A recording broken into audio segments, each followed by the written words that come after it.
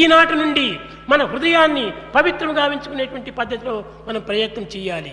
We should do any activity beginning from this day as to make our heart జరిగిపోయినవి జరిగిపోయినవి.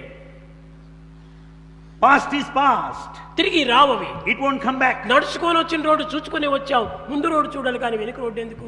Having walked the cross, you don't need to go back. Future is not sure. Future is not sure. అది మనకు సత్యమైనటువంటిది కాదు. Future is not certain. క్షణంలో గడిచిపోతుండాది. And it's past time. రేపటి వరకు ఉంటామనేటువంటి నమ్మకం ఎక్కడ?